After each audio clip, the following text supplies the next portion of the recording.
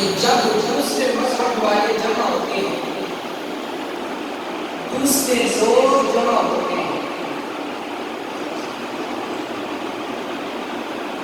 جب وہ جمع ہوتے ہیں تو ان کا حال یہ ہوتا ہے، کسی مذہب کے اندر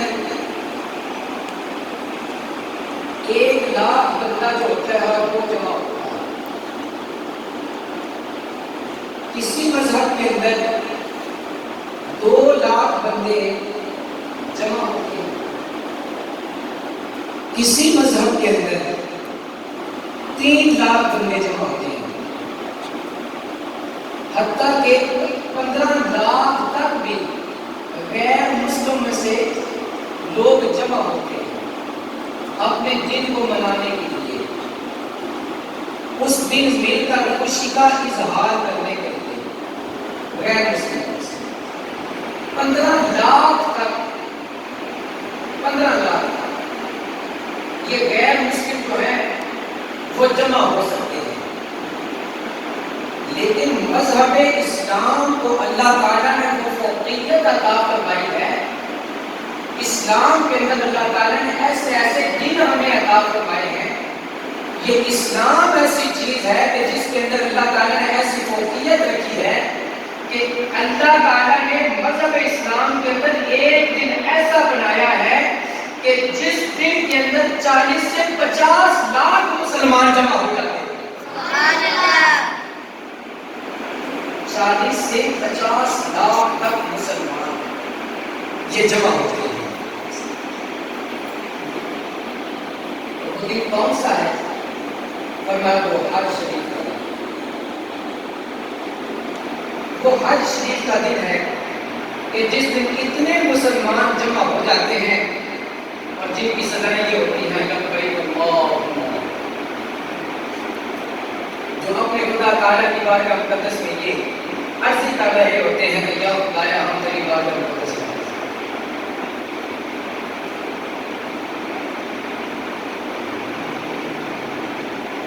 اللہ تعالیٰ نے ارشاد فرمایا کہ حج اور عمرے کو پورا کرو اللہ تعالیٰ کے لیے۔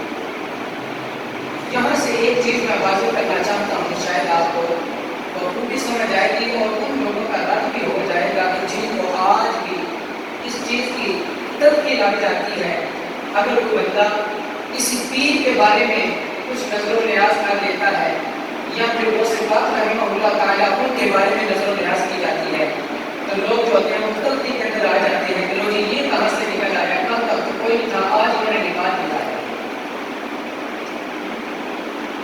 نبی کریم رحیم صلی اللہ علیہ وسلم کی بارگاہ مقدس کے اندر ایک عورت حاضر ہوئی، عرض کرنے لگی کہ یا رسول اللہ صلی اللہ علیہ وسلم، میری والدہ جو ہے اس دنیا سے پردہ کر گئی ہے، میری والدہ اس دنیا سے پردہ کر چکی ہے، ان کا بہت شوق تھا کہ وہ حج کرنے کے لیے جائیں، ان کا بہت شوق تھا، مگر وقت اجل آ گیا، زندگی نے ساتھ نہ دیا، پردہ کر دیا۔ حضور اگر میں ان کی طرف سے حج کروں تو کیا ان کو کچھ فائدہ ملے گا؟ مسئلے کی سمجھ آتی ہے، اگر ان کی طرف سے میں کچھ کرتی ہوں، حج کرتی ہوں، تو کیا جو جانے والی ہے میری ماں، کیا اس کو کچھ فائدہ ملے گا؟ نبی کریم صلی اللہ علیہ وسلم نے ارشاد فرمایا اگر تیری ماں پر قرضہ ہوتا، اگر جانے والی جو تھی تیری ماں اس پہ قرضہ ہوتا تو فرمایا وہ قرضہ ادا کرنا تم پہ ضروری تھا کہ نہیں؟ ضروری تھا، تو فرمایا جب تم وہ قرضہ ادا کرتی آیا وہ قرضہ ادا ہوتا کہ نہ ہوتا؟ جس کو پیسے دینے تھے تیری والدہ نے، اگر اس کی جگہ تو اس پہ پیسے دے رہی ہے تو جس کو دے رہی ہے کیا وہ پیسے ادا ہو رہے ہیں کہ نہیں ہو رہے؟ اور اس کی وہ تو ہو رہے ہیں، تو نبی کریم صلی اللہ علیہ وسلم نے فرمایا جس طرح جانے والے بندے کے بعد فرمایا کہ اس پر جو چیز ضروری ہوتی ہے، جس چیز کی سے خواہش ہوتی ہے، تو فرمایا قرض کو ادا کیا جائے تو وہ پورا ہو جاتا ہے، اگر اس کی نیت سے کوئی نیکی کی جائے تو اللہ تعالیٰ اسے بھی اجر عطا فرماتا ہے۔ اجر عطا فرماتا ہے۔ اگر والدین چلے جائیں تو بندہ ان کے بارے میں حج کرے، ان کے لیے حج کرے، ان کے لیے مثال ثواب کی خاطر حج کرے تو اس کا ثواب انہیں پہنچ سکتا ہے۔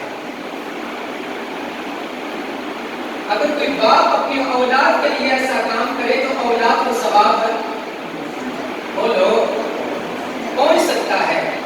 اگر اسی طرح کوئی دوست اپنے دوست کے لیے کوئی ایسی نیکی کرتا ہے تو اس کی نیکی دوست کو دوست کی نیکی کا فائدہ ہو سکتا ہے، باپ کو اولاد کی نیکی کا فائدہ ہو سکتا ہے، اولاد کو باپ کی نیکی کا فائدہ ہو سکتا ہے۔ تو اتنا کچا ایمان رکھے ہوئے یہ بندہ کہ ایک شخص کی دوسری شخص کے بارے میں تو کہہ سکتا ہے کہ نیکی ہو سکتی ہے، مگر وہی بندہ جب اپنے گھر والے پیر کے لیے کرے تو کہتا ہے کچھ بھی فائدہ نہیں ہوتا۔ ایسا ہی مان ہے اس بندے کا کہ اگر یہ نیت کی جائے تو اپنے والدین کے لیے ہو، یا یہ نیت کی جائے کہ اپنی اولاد کے لیے نیکی کی جا رہی ہے تو پھر تو کچھ مل سکتا ہے، مگر یہ کہا جائے کہ میں غیر ملکین کے لیے کرنا تو پھر کہا نہیں یہ تو جائز نہیں ہے، اب یہ تو شرک ہو گیا۔ نیکی کرنی ہے تو اللہ کے لیے صرف کرو، اللہ کے علاوہ کس کے لیے نیکی نہیں کرو، نظر نیاز مانگے تو اللہ کے لیے مانگو۔ اتنے کچے عقیدے تو نہیں ہو، اتنی کچی باتیں بھی نہیں ہو۔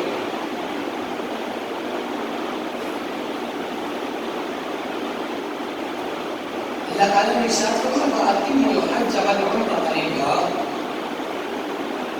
حج اور عمرے کو پورا کرو، اللہ تعالیٰ کے لیے پورا کرو، کسی کو دکھلاوے کے لیے نہیں، کسی کو بتانے کے لیے نہیں، اللہ کی رضا کے لیے تم حج کرو، اللہ کی رضا کے لیے تم عمرہ کرو۔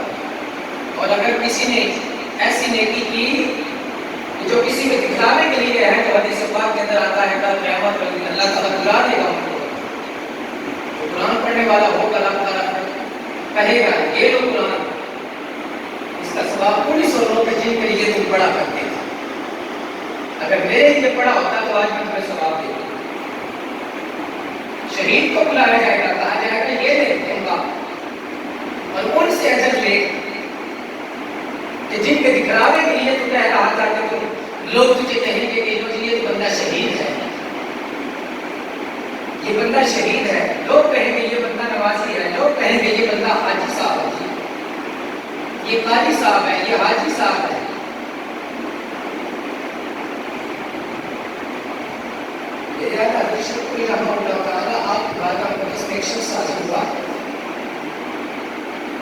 آپ نے ارشاد فرمایا خدا کا نام کیے، اس نے اپنے نام کے ساتھ حاجی کا لفظ کہا، حاجی فلاں نام، آپ اس کو آپ کے فرمان لگے تو جو نمازہ پڑھنے کا اگر نمازی کیا کہ نمازی فلانا فلانا آپ کو غصہ کرتے ہیں، آپ فرمانے لگے کہ اگر تم نے حج کا لیا ہے تو حاجی صاحب بن گئے، حاجی فلانے فلانے، فرمایا کہ دو نمازہ پڑھنے کا لوگوں نے نمازی کیا کہ نام، حج کرنے کا، نماز پڑھنے کا، روزہ رکھنے کا مقصد کیا ہے کہ اللہ تعالیٰ کی رضا حاصل ہو، کیونکہ خدا بندی حاصل ہو۔ تو جب خدا فرماتا ہے کہ وَأَتِمُّوا الْحَجَّ وَالْعُمْرَةَ لِلَّهِ، تم نے حج اور عمرہ کرنا ہے تو اللہ تعالیٰ کی رضا کی خاطر کرنا ہے، خدا تعالیٰ کے لیے کرنا ہے، تو جب تم یہ عمل اپنے خدا کی رضا کے لیے کرو گے تو اجر بھی خدا سے پاؤ گے، اجر بھی خدا سے پاؤ گے۔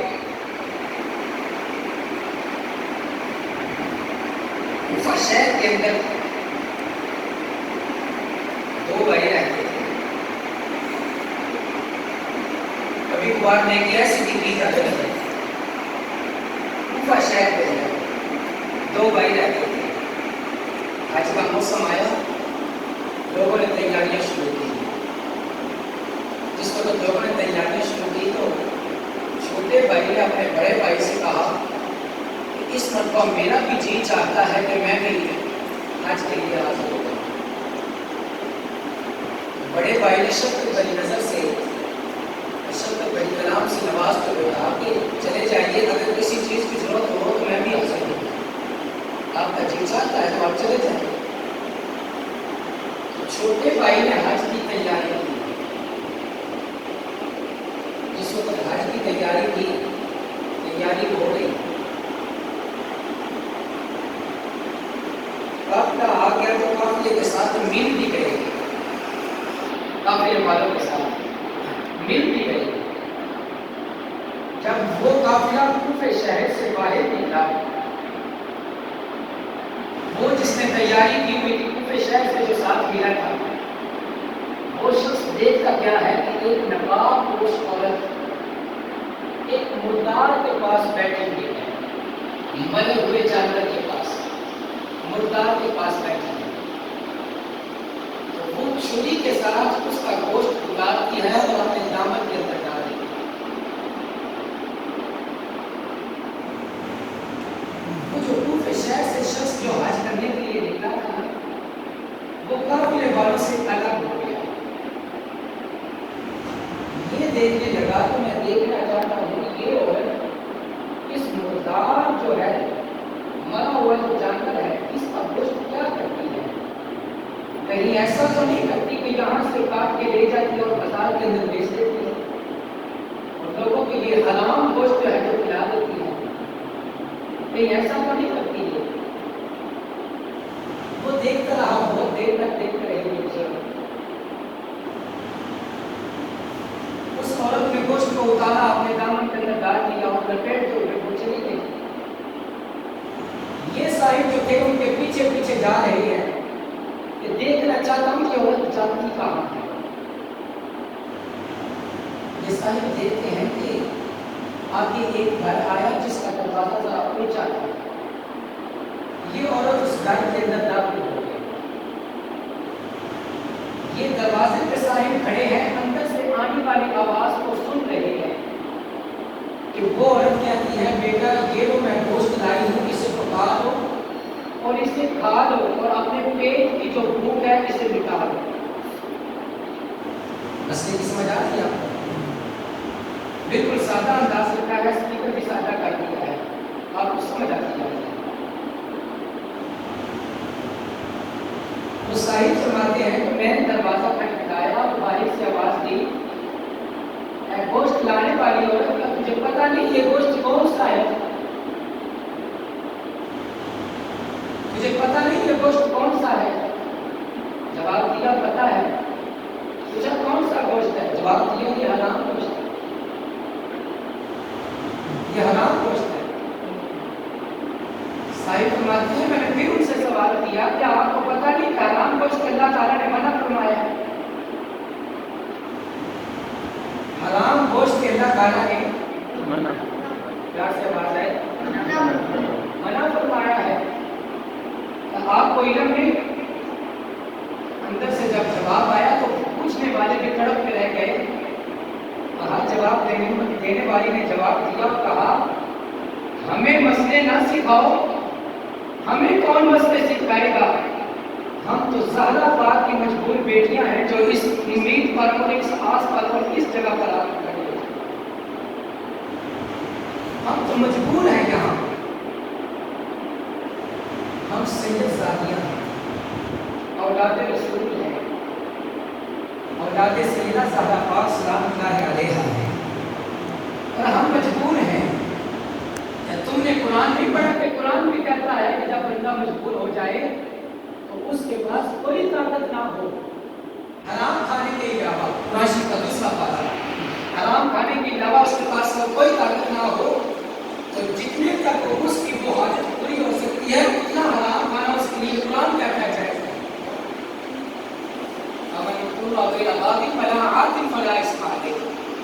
जो बंदा मजबूर हो जाए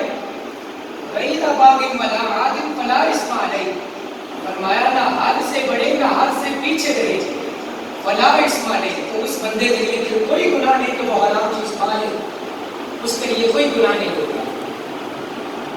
इधर से कुरान की आवाज आई। वो जो दरवाजे पे साहिब खड़े होने वाले थे जो हज करने के लिए जा रहे थे, हज करने के लिए जा रहे थे, वहीं खड़े होकर इरादा किया कि मैंने अब वहां जाकर आज क्या करना है। यहाँ आले हजरत सैयदा पाक सलामुल्लाह अलैहा मजबूर बेटियां हैं, क्यों ना अपना माल जो मैंने जमा किया है महीने को दे देता। میں انہیں کو دیکھ لیتا ہوں. وہاں کھڑے کھڑے آپ نے اپنے پاس جو کچھ تھا وہ دے دیا، پھر گھر گئے اور گھر جا کر جو پیسے اور پڑے تھے ان میں سے آدھے پیسوں کا آٹا دیا، آدھے پیسوں کو کپڑے دیے، وہ سب کچھ لے کر دوسرے دن پھر اسی دروازے پر پہنچ گئے اور جا کر پھر پیش کیا. پوچھا یہ کون سا مال ہے؟ جواب دیا یہ تحفے کا مال ہے. کیونکہ آگے حضرت سیدنا پاک سلام علیہ پہ صدقہ حرام ہے. سیدوں کے لیے صدقہ جائز ہے؟ وہ دوسرے کا جائز ہے؟ نہیں ہے. سیدوں کے لیے صدقہ جائز نہیں ہے. سرکار اسلام نے تو احتیاط یہاں تک فرمائی ہے کہ حضرت امام حسن رضی اللہ عنہ چھوٹی عمر تھی تو صدقے کی کھجوریں آئی ہوئی تھی. آپ نے ایک بار نکلنا چاہا تو نبی کریم صلی اللہ علیہ وسلم نے اپنی مبارک انگلی کے ساتھ اس کو جو اندر جانے والی کھجور تھی اس کو باہر کھینچ دیا. اتنی احتیاط ہے سیدوں کے لیے. جواب دیا کہ یہ مال صدقے کا نہیں، یہ تحفے کا مال ہے. ماں نے پکڑا وہ مال تو اس نے ایک دعا دی. 4 بیٹیاں تھیں، اس نے مال پکڑ کے پہلی بیٹی کو عطا کیا. کہا بیٹی یہ لے لو تحفہ تمہارے لیے. پہلی دعا ماں نے کی. جب وہ تحفہ پہلی بیٹی نے پکڑا تو اس نے بھی ایک دعا دی. اس نے دوسری بہن کو دے دیا، اس نے بھی ایک دعا دی. اس نے تیسرے کو دے دیا، اس نے بھی ایک دعا دی. اس نے سب سے چھوٹی بہن کو جس وقت وہ تحفہ دیا، یہ تحفہ آیا ہے، اس کو پکڑایا تو اس نے جو دعا دی وہ کتاب والے نے نقل کی ہے. کہا اس نے یہ جواب دیا اللہ تعالیٰ کل قیامت والے دن میرے نانے کے جھنڈے کے نیچے تمہیں بھی جگہ عطا فرمائے. چھوٹی بیٹی نے یہ دعا دی. وہ صحیح فرماتی ہیں کہ میرے دن گزرتے گئے لیکن دل کے اندر وہ بات بقیہ تھی کہ اگر یہ کام نہ ہوتا تو میں بھی تو حج کرنے جاتا. اور ایمان والا جو بندہ ہوتا ہے اس کے دل کے اندر، اس کے قلب کے اندر اللہ تعالیٰ نے ایک ایسی چاہت رکھی ہے کہ جب کوئی بھی مکہ شریف اور مدینہ شریف کا نام آتا ہے ایمان جھوم جاتا ہے. یہ صاحب ایمان کے لیے ایمان والے بندے کے لیے کہ جس کے دل کے اندر ایمان کی شمع روشن ہوتی ہے، اس کے دل کے اندر یہ ایسی خاص چاہت ہوتی ہے جو رب تعالیٰ نے رکھی ہوتی ہے. دل کے اندر وہ خاص بات تھی. بار بار خیال بھی آتا ہے کاش اگر تو بھی چلا جاتا تو تو بھی وہی کام کرتا. جو آج وہ چارج نہ رہے وہ کس طرح گئے اور کون کون سے معاملات میں پیش آئے. صاحب فرماتے ہیں دن گزرتے گئے. جب قافلے والوں کے پلٹنے کا وقت آیا تو فرماتے ہیں جس طرح جانے کے وقت میرے دل کے اندر تو محبتیں بڑھی ہوئی تھی، اب وہ آ رہے تھے تو پھر دل کے اندر وہ محبتیں بڑھ گئی. دل نے یہ کہا کہ اگر تو نہیں جا سکا تو کیا ہوگا، جو دیکھ کے آ رہے ہیں جب انہیں تو دیکھا. حدیث پاک کے اندر آتا ہے نبی کریم رحیم صلی اللہ علیہ وسلم نے ارشاد فرمایا جو حاجی حج کرنے کے لیے جاتے ہیں جب پلٹ کے آئیں تو تم ان کی زیارت کے لیے جایا کرو. حدیث پاک کے اندر آتا ہے نبی کریم صلی اللہ علیہ وسلم نے حکم فرمایا جو حاجی حج کرنے کے لیے جاتے ہیں جب پلٹ کے آئیں تو ان کی زیارت کے لیے جایا کرو اور انہیں دعاؤں کے لیے کہا بھی کرو.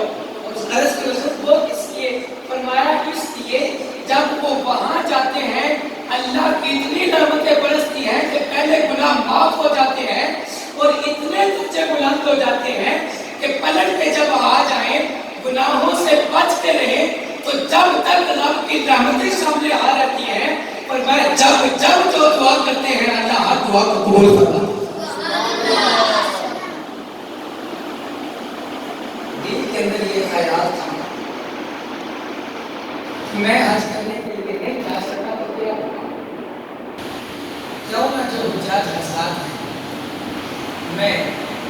ان کی زیارت کے لیے جاتا. وسائل فرماتی ہیں کہ جب پہلا قافلہ کفے والوں سے قریب سے گزرا تو میں نے انہیں کہا اے حاجیو اللہ تمہارے حجوں کو قبول فرمائے, اللہ تعالیٰ تمہاری نیکی کو قبول فرمائے, اللہ تعالیٰ تمہارے تحفوں کو قبول فرمائے. وہ فرماتے ہیں کہ مجھے وہ قافلے والے کہنے لگے تو ایسے ہمیں دعائیں دے رہا ہے جیسے تو حج کرنے نہیں گیا تھا. مسئلہ ہو گیا, شاید آپ کو محسوس نہ کرنا ہوگا, مسئلہ ہو گیا. قافلے والے کہہ رہے ہیں کہ تو ہمیں یوں دعائیں دے رہا ہے جس طرح تو نہیں گیا تھا, تو نہیں گیا تھا. صاحب فرماتے ہیں میں نے کہا ہاں میں کب گیا تھا, میں تو نہیں گیا تھا. انہوں نے کہا تم کیسا بندہ ہے, ہمارے ساتھ چلتا پھرتا پھر کہتا ہے تو نہیں گیا تھا, ہمارے ساتھ چلتا پھرتا تھا اور تم کہہ رہے کہ میں نہیں گیا تھا. تو سر فرماتے ہیں میرے دل کے اندر کھٹکا اس بات کا لگ گیا, میں گیا بھی نہیں اور یہ کہہ رہے ہیں کہ تو گیا تھا. فرماتے ہیں کہ میں نے کہا اچھا چلو کوئی اور قافلہ آئے گا ہم سے بات کریں گے, شاید ایک تو کچھ غلط فہمی نہ کوئی. آپ فرماتے ہیں دوسرا قافلہ جس وقت وہ گزرا کفے شہر سے, جب فرماتے ہیں میں نے پھر وہی دعائیں دی حاجیو اللہ تعالیٰ تمہارے حجوں کو قبول فرمائے, اللہ تعالیٰ تمہاری نیکیوں کو قبول فرمائے. اور فرماتے ہیں کہ وہ قافلے والے بھی کہنے لگے کہ تو ہمیں ایسے دعائیں دے رہا ہے جس طرح تو نہیں گیا تھا, تو ہمیں ایسے دعائیں دے رہا ہے جس طرح تو نہیں گیا تھا. آپ فرماتے ہیں ایسا دن چڑھا تھا کہ دوسرا قافلہ ملا, وہ بھی کہہ رہے ہیں کہ تم گیا تھا, اور میں کہتا ہوں کہ میں لانے کا مقصد یہ ہوتا ہے کہ کچھ آپ کو بھی سمجھ آ رہی ہوگی, مجھے بیان کرنے کا بھی پتہ چلتا ہے. وہ فرماتے ہیں دوسرے قافلے والے نے یہ کہا 2 3 4 قافلے گزرے تو میں ان سے جب کہتا تو وہ مجھے یہی کہتے کہ ہمیں جو دعائیں ایسے دیتا ہے جیسے تو نہیں گیا تھا. آپ فرماتے ہیں میں نے کہا اچھا جب میرا اپنے گاؤں میں قافلہ آیا, شہر پر قافلہ آیا تو ان سے بات کروں گا, ان سے ملوں گا, شاید ان قافلے والوں کو غلط فہمی ہو رہی ہے.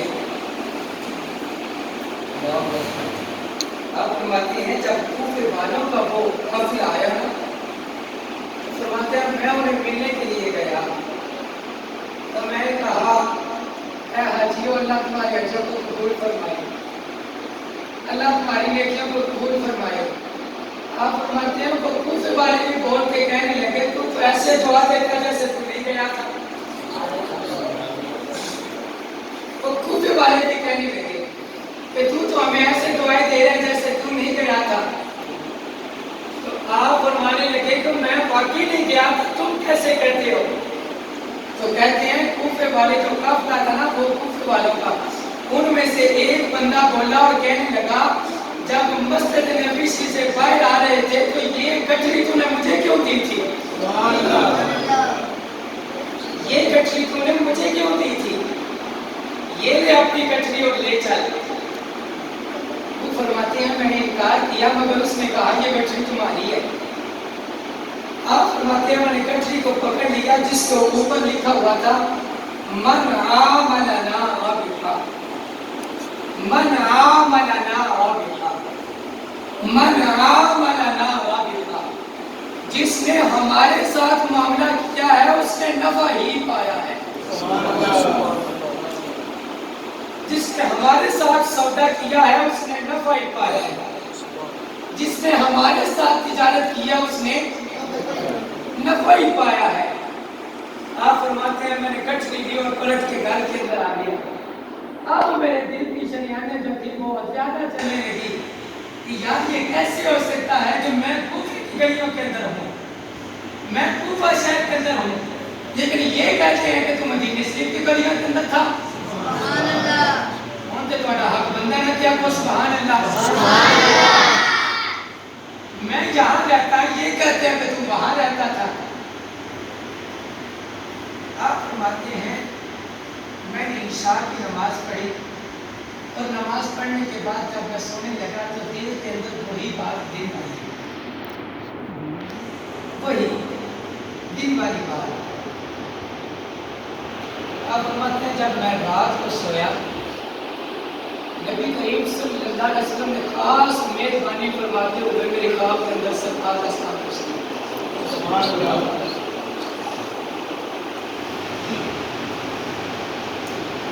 جب نبی کریم صلی اللہ علیہ وسلم میرے خواب کے اندر تشریف لائے تو وہ فرماتے ہیں نبی علیہ السلام نے مہربانی فرمائی، مجھے دست بوسی کا شرف حاصل ہوا۔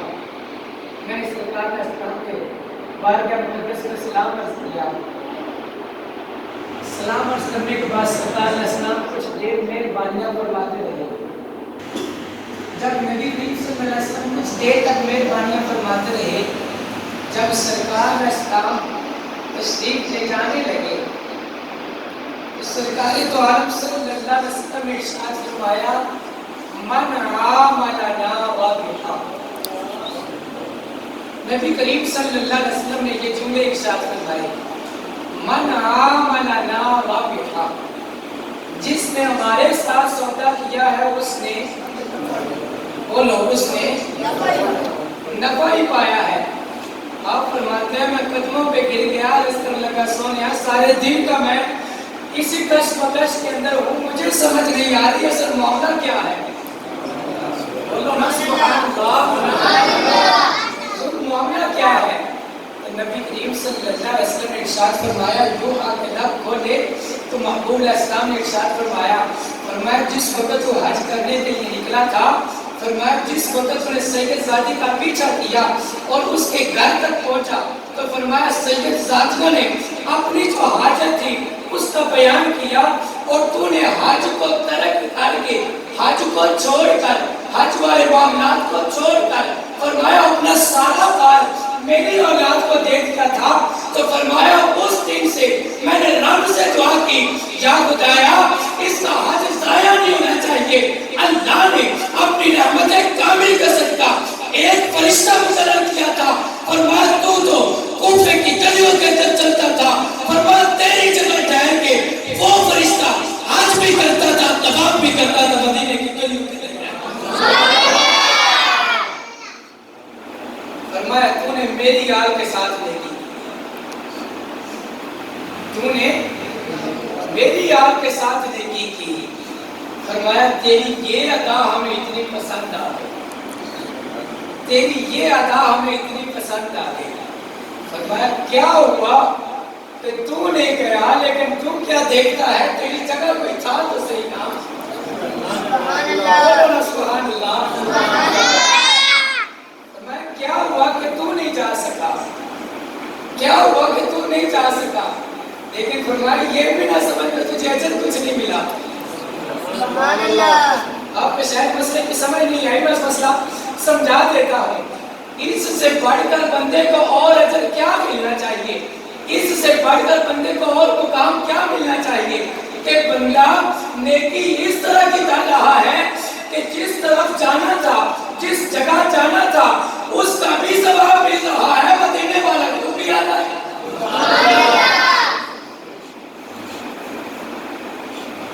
وہاں جو جانے والے تھے ان کا تو یہی حال تھا کہ جا رہے ہیں، پتہ نہیں کہ یہ کیا ہوا قابل قبول ہے بھی کہ نہیں قبول، لیکن یہ بھی ایک نیکی ہے، یہ بھی ایک حج کا طریقہ ہے، یہ بھی ایک چیز ہے۔ اس کا یہ مطلب نہیں کہ میں آپ کو یہ راستہ دکھا رہا ہوں کہ جس پہ حج واجب ہو وہ حج نہ کرے، کسی غریب کو دے، اس کا یہ مطلب نہیں، بلکہ یہ سمجھانا چاہتا ہوں کہ کبھی کبھی نیکی ایسے کام آ جاتی ہے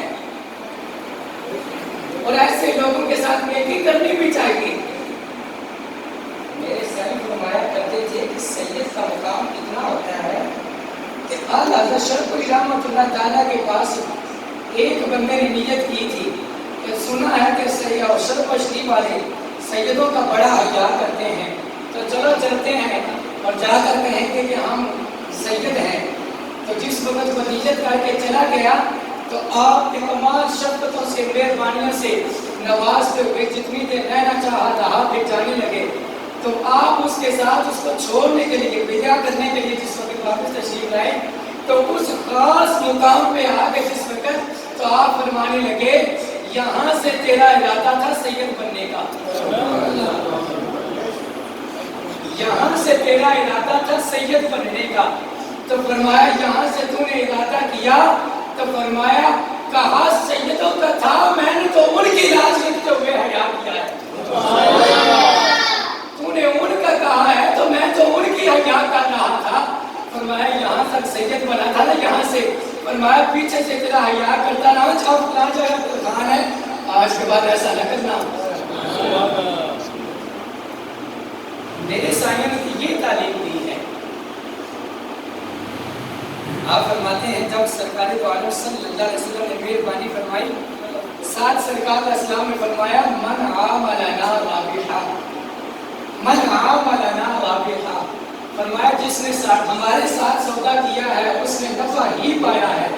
آپ فرماتے ہیں سرکار اسلام نے 2-3 مرتبہ یہ جملہ ارشاد فرمایا من عاملنا رابحا، من عاملنا رابحا، من عاملنا رابحا، تو آپ فرماتے ہیں محبوب اسلام کا بار بار اس جملے کو دہرانا مجھے اس چیز کی یاد دلا رہا تھا کہ جس طرح میں آیا ہوں وہ چیز جو وہ گٹھلی جو تجھ تک پہنچی ہے یہ نہ سمجھنا وہ کسی اور سے طرف سے آئی ہے، فرمایا میرا آنا بھی اس وجہ سے تھا، وہ سب کچھ بیچنا بھی ہماری طرف سے تھا۔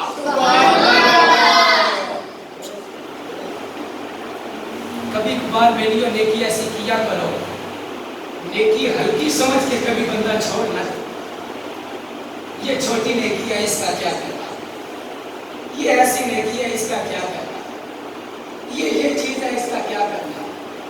اللہ تعالیٰ غفور رحیم ہے، مہربانی فرمانے پہ آئے تو اس چھوٹی نیکی کی وجہ سے اللہ تعالیٰ بندے کی بخشش فرما دے۔ کبھی بھی نیکی کو ہلکا نہ سمجھو، چھوٹی سے چھوٹی نیکی ہو۔ کتابوں کے اندر تفسیروں کے اندر یہاں تک مسئلہ لکھا ہے کہ جو جادو ہوتا ہے نا، جادو یہ بندے کے ایمان کو خراب کرتا ہے، اور جس وقت جادو سکھایا جاتا تھا تو قرآن سے جو پہلے اس بارے کی تفسیر پڑھ کے دیکھو، جس کنویں کے پاس بیٹھ کر وہ جادو کی باتیں کی جاتی اور سکھایا جاتا تھا، جو سیکھنے والا بندہ جادو سیکھنے کے لیے آتا تھا وہ دیکھتا تھا کہ کنویں کے اندر جو پانی